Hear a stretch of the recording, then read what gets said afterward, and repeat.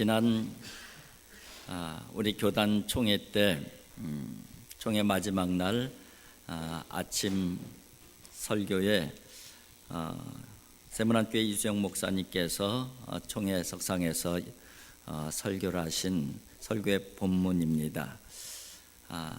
그 설교의 내용도 이 설교의 내용을 참고해서 재구성한 말씀임을 먼저 말씀을 드립니다. 10월 31일은 종교개혁일입니다. 전 세계가 함께 지키는 그런 날이죠. 지금으로부터 500년 전에, 정확하게 500년 전에 종교개혁의 깃발을 루터가 들면서 유럽 사회가 완전히 뒤엎어지는 그러한 사건의 출발점이 되었습니다.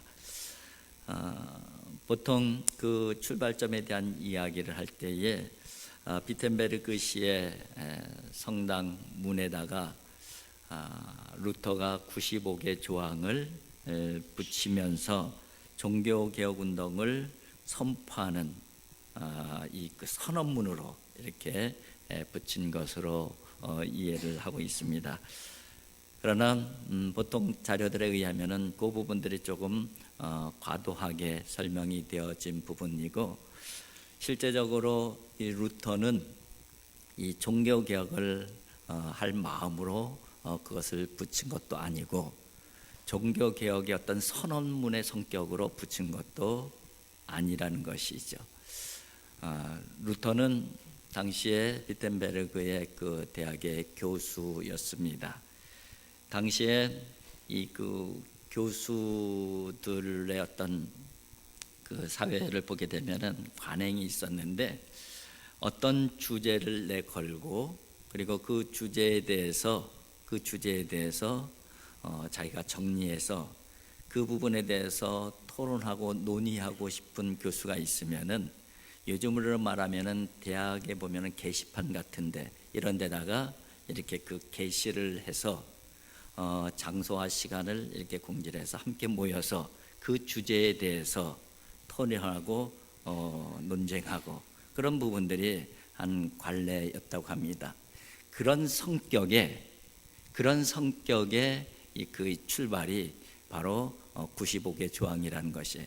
그러니까 어떤 개혁을 하기 위해서 개혁적 선언문으로 붙인 것이 아니라, 이 주제에 대해서 이거 내가 볼 때는 문제가 있다, 내 생각은 이렇다, 그 루터의 생각을 95개로 쭉 정리한 다음에 우리가 이거 같이 한번 논의해보자, 이거 같이 토론해보자.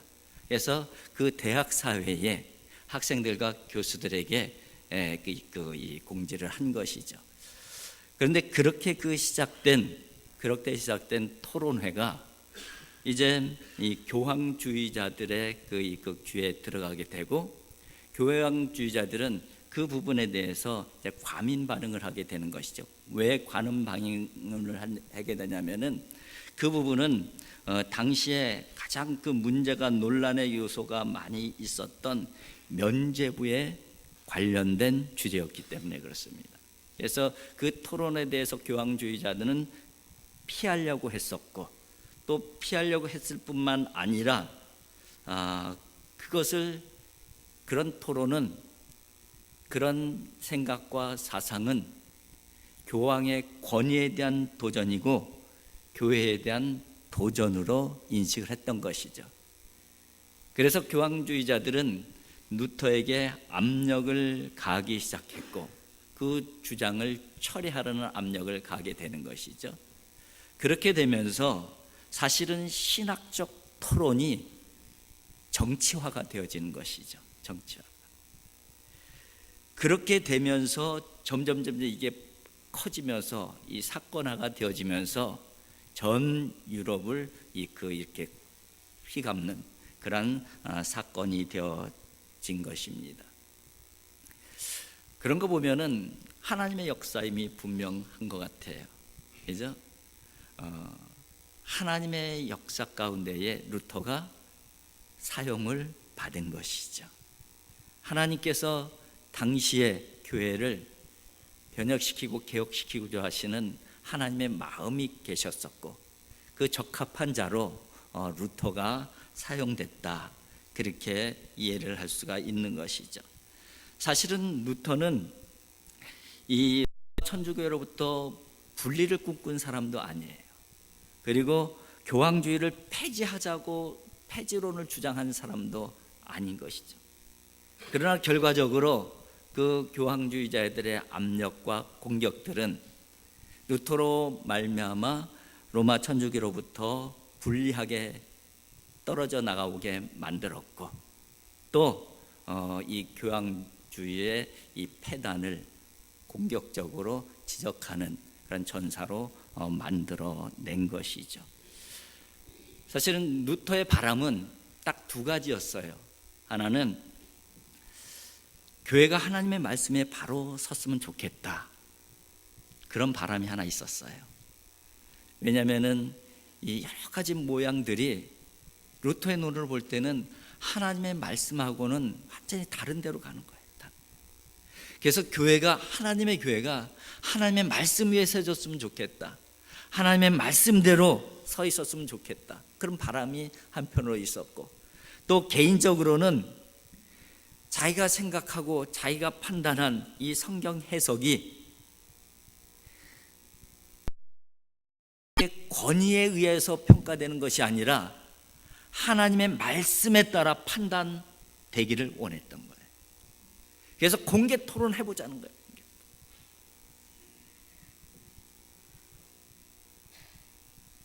그런 사람이었기 때문에 하나님께서는 루터를 사용하셨는지 몰라요.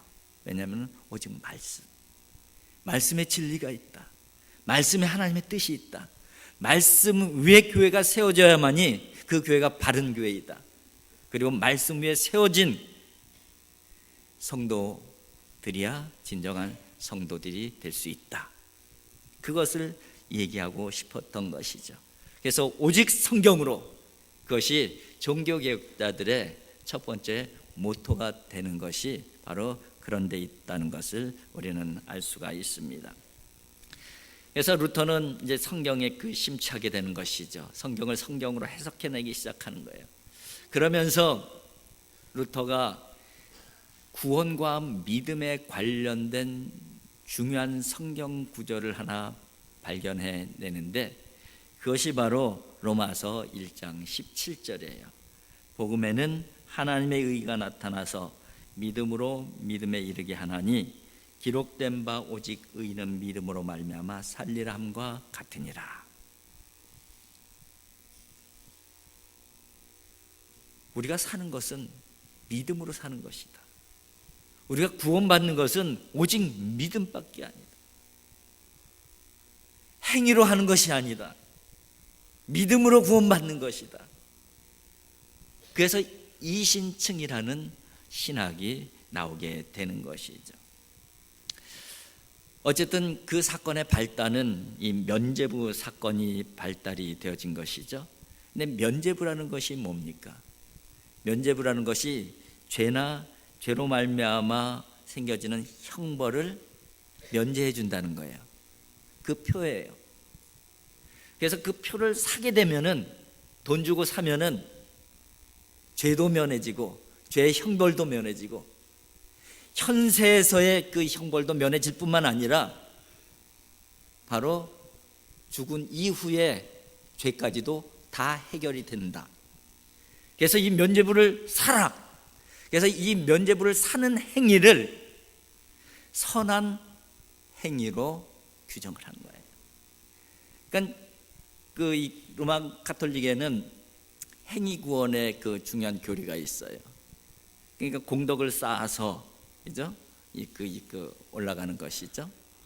그런데 그 선한 행위, 공덕 중에서 하나가 뭐냐면은 면죄부를 사는 거예요. 그러니까 어떤 현상이 일어나는 거예요? 돈 많은 부자들은 아무리 죄를 많이 지어도 면죄부 돈 많이 주고 사면 되는 거예요. 그러니까 죄를 더 많이 저지를 수밖에 없는 그런 환경이 만들어지게 되는 것이고, 신앙에 돈이 개입되어지면서 그 교회가 부패하고 타락해지는 것이죠. 그것이 바로 종교 개혁이 일어났었던 당시의 교회의 모습이었던 것입니다. 이 면죄부는 이 천주교의 핵심 교리, 몇 가지 핵심 교리와 아주 밀접한 관련들이 있어요. 첫 번째는 연옥설하고 관련이 되어져 있어요. 연옥설이라는 게 뭐냐면은 사람이 죽게 되면은 바로 지옥이나 천국 가는 것이 아니라 연옥이라는 곳에 머무른다는 것이에요. 그래서 연옥이라는 곳에 머물러 있어도 거기서 공덕을 더 쌓으면 천국으로 갈 수도 있고, 그죠? 그런 그 자리죠. 그러니까 이 땅에 사는 사람들이, 자손들이 그 죽은 사람의 이름으로 면죄부를 사면은 연옥에 있다가 지옥에 갈 사람이었는데 천국으로 갈 수도 있고, 이 연옥설하고도 아주 그 밀접한 관련이 있습니다. 그 다음에 행위에 의한 구원 교리와 그 아주 밀접한 관련이 있는 것이죠. 말씀을 드린 대로 면죄부를 구입하는 것을 아주 선한 행위의 하나로 규정을 한 것이에요. 그래서 이 행위에 대한 구원이 더 확대되어지는 그런 우를 범하게 되는 것입니다. 그리고 면죄부를 발부하는 교황의 권위하고 그 연결이 되어 있어요. 그러니까 교황의 이름으로 면죄부가 발부가 되는 것이잖아요. 근데 거기에 이의를 달지 못하게 하는 거예요. 어떤 그 교리로 이의를 달지 못하게 하냐면은 교황 무오설과 연결을 시켜요. 하나님의 말씀을, 성경을 해석하는 권위가 교황에게만 있다는 거예요. 그래서 교황은 무오하다는 거예요. 성경과 동등된 권위가 있다는 거예요. 아니, 어쩌면 성경보다 더 우월적 그 권위가 있다는 거예요. 그래서 교황이 결정한 것이기 때문에 이건 하나님의 말씀과 복음한 것이고 하나님의 뜻과 동일하다는 것이죠. 그러니까 돈 주고 사면은 죄 사함 받는 것, 그게 하나님의 뜻이라는 거예요. 그래서 교황 무오설, 교황의 권위의 문제를 그 연결을 시키게 되는 것이죠. 그런데 루터의 생각은 달랐던 것이죠. 성경을 아무리 묵상해봐도 성경은 그렇게 말씀하고 있지 않다는 거예요. 성경은 선행에 의해서 구원받는 것도 아니지만은 더더욱 면죄부를 사는 행위로, 그것을 선한 행위로 여긴다는 그 자체는 더더욱 성경적이 아니라고 그렇게 분명히 주장을 했던 것입니다. 이런 행위 구원의 교리를 거부하는 성경적 근거, 여러 가지 성경적 근거가 있지만은 근거가 바로 오늘 본문 말씀인 에베소서 2장 8절의 말씀이에요. 한번 2장 8절 말씀 같이 한번 읽어보겠습니다. 너희는 그 은혜에 의하여 믿음으로 말미암아 구원을 받았으니 이것은 너희에게서 난 것이 아니요 하나님의 선물이라. 그 은혜에 의하여 믿음으로 말미암아 구원을 받았으니, 여기 이제 그 한 문장이죠. 그 은혜에 의하여 구원을 받았다. 이제 구원은 은혜로 말미암았다는 것을 하나 말씀하는 것이고, 믿음으로 말미암아 구원을 받았으니 곧 은혜의 구원을 받아들이는 도구로서의 믿음, 그것을 의미하는 것이죠. 이게 이제 그 한 문장이고, 그 다음에 뒤에 한 문장은 이것은 너희에게서 난 것이 아니요 하나님의 선물이라. 이것이 선물이다. 너희에게서 난 것이 아니라, 사람에게서 난 것이 아니라 하나님께로부터 난 것이다. 근데 이것은 이 지시대명사인데, 이 지시대명사가 무엇을 앞에 지시하는 것이냐, 이 앞에 있는 문장 전체를 지시하는 것이라고 보는 거예요. 그래서 은혜로 말미암아 다가온 구원도 하나님의 선물이고, 그 은혜의 구원을 받아들이는 믿음도 하나님의 선물이다. 이렇게 해석을 하는 것이죠. 이게 바로 개혁자들의 해석이고 또 우리가 가지고 있는 신앙의 내용인 것입니다. 그래요. 믿음도 그렇고 구원도 그렇고 내 노력이나 내 애씀이나 내 공덕이나 이런 것들로 이루어지는 것이 아니라 뭐라고요? 하나님의 전적인 선물. 나는 자격이 없는데 하나님께서 그냥 은혜를 베푸셔 주셔서 선물을 주신 것이라는 거예요. 믿음도 그렇고 구원도 그렇고. 그렇기 때문에 우리가 자랑거리가 아니라는 거예요. 이것은 자랑거리가 아니라 감사거리예요. 자랑거리는 왜 자랑거리가 되냐면은 내 믿음으로, 내 공덕으로, 내 선행으로 이루어졌다고 생각을 하게 되면은 이게 자랑거리가 되어지는 것이.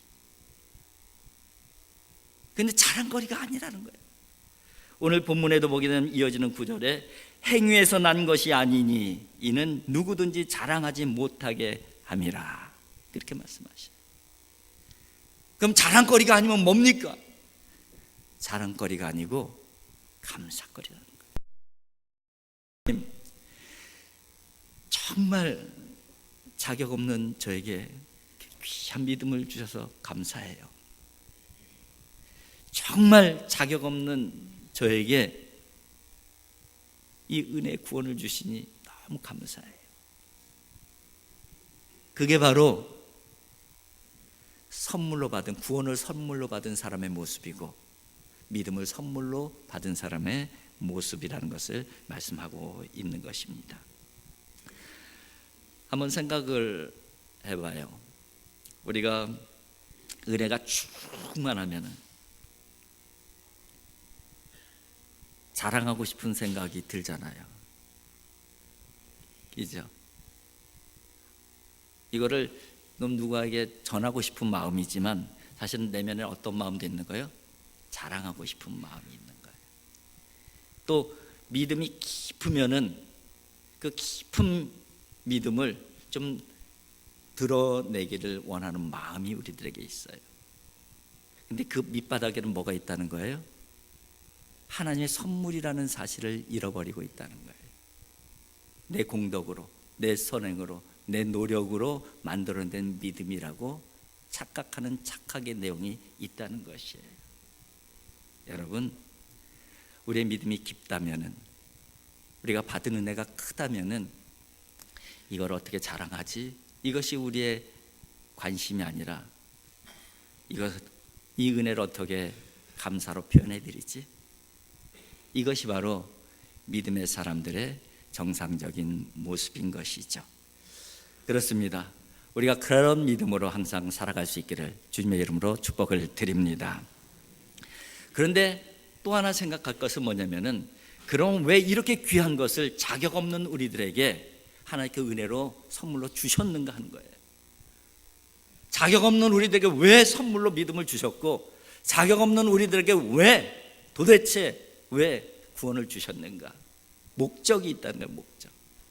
하나님께서 우리들에게 구원을 주신 목적이 있고 우리에게 믿음을 주신 목적이 있다는 거예요.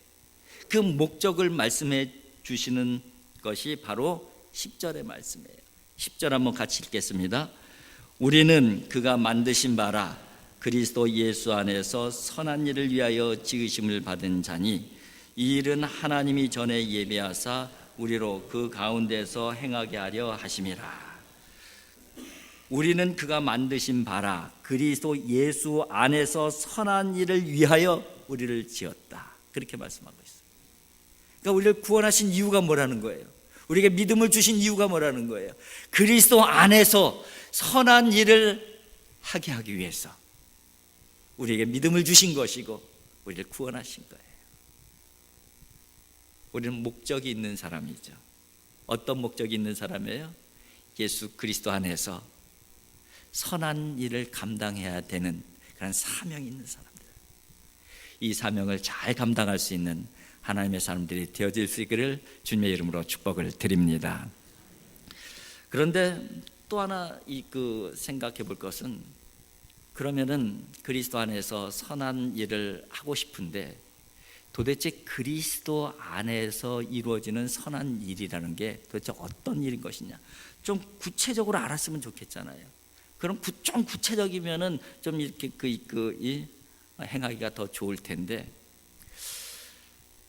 그런데 그리스도 안에서 이루어지는 선한 일, 이것을 다른 말로 표현하게 되면은 성령의 이끌림을 받아서 이루어지는 일, 그렇게 바꿔서 얘기를 할 수도 있어요.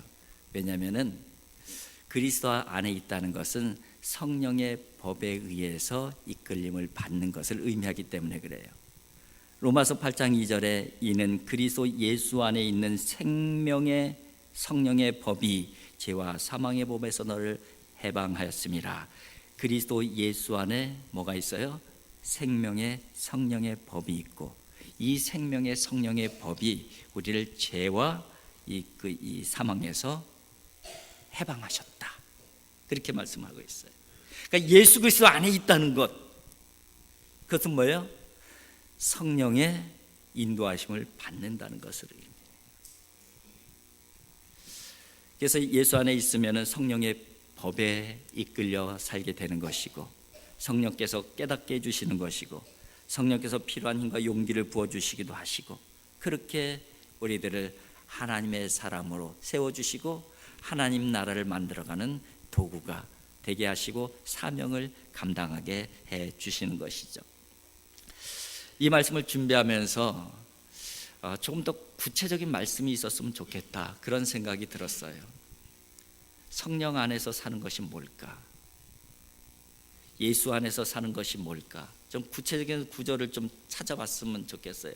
근데 문득 떠오른 말씀이 갈라디아서 2장의 말씀입니다. 갈라디아서 2장은 악한 일들을 육신의 일이라고 표현이 되어져 있고, 선한 일들을 성령의 열매로 설명을 하고 있어요. 한번 그 부분을 우리가 잘 아는 말씀이지만 다시 한번 제가 그대로 한번 읽어드릴 테니까 한번 들어보세요. 육신의 일은 이렇게 표현하고 있습니다. 갈라디아서 5장 19절부터입니다. 육신의 일은 분명하니 곧 음행과 더러운 것과 호색과 우상 숭배와 주술과 원수 맺는 것과 분쟁과 시기와 분냄과 당짓는 것과 분열함과 이단과 투기와 술 취함과 방탕함과 또 그와 같은 것들이라. 이게 바로 예수 바깥에 있는 모습이죠. 육신의 일, 이렇게 표현되어 있어요. 그러니까 이것은 성령의 이끌림을 받지 아니하는 악한 모습, 죄의 모습을 나열하고 있는 것이죠. 그리고선 바로 이어지는 말씀이 바로 성령의 9가지 열매에 대한 말씀이에요. 바로 이어지는 말씀이 22절부터 이렇게 되어 있어요. 오직 성령의 열매는 사랑과 희락과 화평과 오래 참음과 자비와 양선과 충성과 온유와 절제니 이 같은 것을 금지할 법이 없느니라.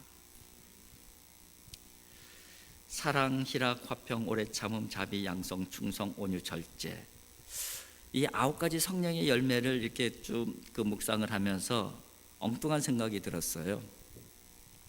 보통 첫 번째 열매가 사랑인데, 성경에는 사랑을 얘기할 때는 보통 같이 나오는 이 신앙 덕목은